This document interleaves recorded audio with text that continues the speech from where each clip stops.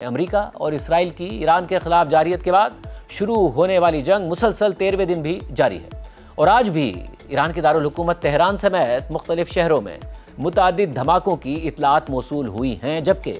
ایران کے حملوں کی شدت میں بھی اضافہ دیکھنے میں آ رہا ہے اور اسٹریٹ آف ہرمز میں بحری جہازوں کی آمد و رفت بند کرنے کے بعد ایران نے خطے بھر میں تیل کی تنصیبات اور آئل ٹینکرز پر اپنے حملوں میں اضافہ کر دیا ہے۔ اس کے نتیجے میں ایران کی اپنی اہم تیل کی تنصیبات پر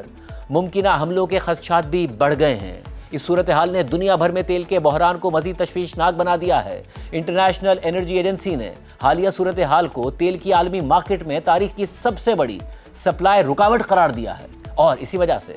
انٹرنیشنل انرجی ایجنسی نے عالمی مارکیٹس میں تیل کی قیمتوں کو کنٹرول کرنے کے لیے اپنے اسٹریٹجک ذخائر کے استعمال کا اعلان کر دیا، لیکن اس اعلان کے بعد بھی عالمی مارکیٹ میں تیل کی قیمتوں میں اضافہ دیکھا گیا اور برینٹ کروڈ کی قیمت ایک بار پھر $100 فی بیرل کی سطح عبور کر گئی۔ حالانکہ انٹرنیشنل انرجی ایجنسی نے اپنے ایمرجنسی ذخائر سے 40 کروڑ بیرلز تیل مارکیٹ میں سپلائی کرنے کا اعلان کیا، جو 2022 میں روس کے یوکرین پر حملے کے بعد جاری کیے گئے تیل سے بھی کہیں زیادہ ہے، جبکہ امریکہ نے اپنے ایمرجنسی ذخائر سے 172 ملین یعنی 17 کروڑ بیرل سے بھی زائد تیل مارکیٹ میں سپلائی کرنے کا اعلان کیا ہے اس میں سے۔ مگر پھر بھی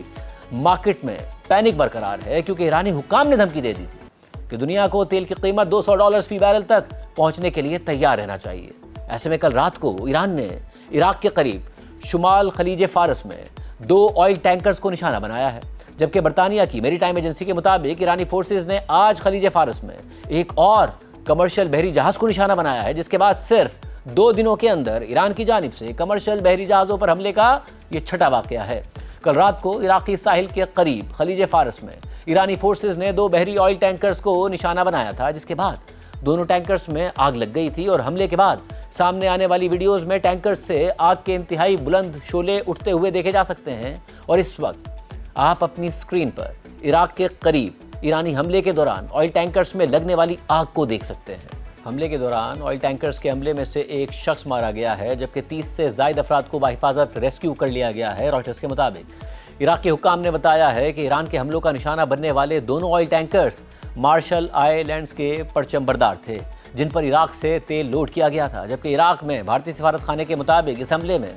جہاز کے عملے میں شامل ایک بھارتی شہری مارا گیا ہے، جبکہ جہاز کے باقی 15 اراکین کو ریسکیو کر لیا گیا ہے، جو تمام بھارتی شہری ہیں۔ جبکہ بلومبرگ کے مطابق بھارت ایران سے آئل ٹینکرز کے بھارتی عملے کو بحفاظت نکالنے کے لیے اسٹریٹ آف ہرمز سے جانے کی اجازت کے لیے بات چیت کر رہا ہے۔ اس کے علاوہ رائٹرز کے مطابق ایک بھارتی سرکاری عہدیدار نے دعویٰ کیا ہے کہ ایران بھارت کے پرچم والے آئل ٹینکرز کو اسٹریٹ آف ہرمز سے گزرنے کی اجازت دے دے گا۔ تاہم ایک ایرانی ذریعے نے اس بات کی تردید کی اور کہا کہ ایسا کوئی معاہدہ طے نہیں پایا ہے۔ ایسے میں ایران کے اس حملے کے بعد عراقی پورٹ حکام نے عراقی پورٹس سے آئل آپریشنز کو بند کر دیا ہے۔ اس صورتحال پر عراق کی وزارت تیل نے تشویش کا اظہار کرتے ہوئے سمندری راستوں کے تحفظ کا مطالبہ کر دیا ہے۔ اس ساری صورتحال میں خطے بھر میں ایران کے حملے جاری ہیں۔ آج ایک بار پھر قطر، کویت، متحدہ عرب امارات، بحرین، سعودی عرب اور عمان میں ایرانی حملے رپورٹ ہوئے ہیں۔ دبئی میں آج متعدد ڈرون حملے رپورٹ ہوئے ہیں اور ایک ڈرون نے دبئی میں ایک رہائشی عمارت کو نشانہ بنایا ہے،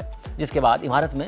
معمولی آگ لگ گئی تھی، تاہم اس آگ پر جلد ہی قابو پا لیا گیا تھا۔ اماراتی حکام کے مطابق یہ رہائشی عمارت دبئی کریک ہاربر کے قریب واقع ہے۔ اس کے علاوہ برطانیہ کی میری ٹائم ٹریڈ آپریشنز ایجنسی کے مطابق متحدہ عرب امارات کے ساحل کے قریب ایک کمرشل بحری جہاز پر بھی حملہ ہوا ہے اور یہ حملہ جبل علی سے تقریباً 35 نوٹیکل مائل کے فاصلے پر موجود ایک کمرشل بحری جہاز پر ہوا ہے، جس کے بعد جہاز پر معمولی آگ لگ گئی تھی۔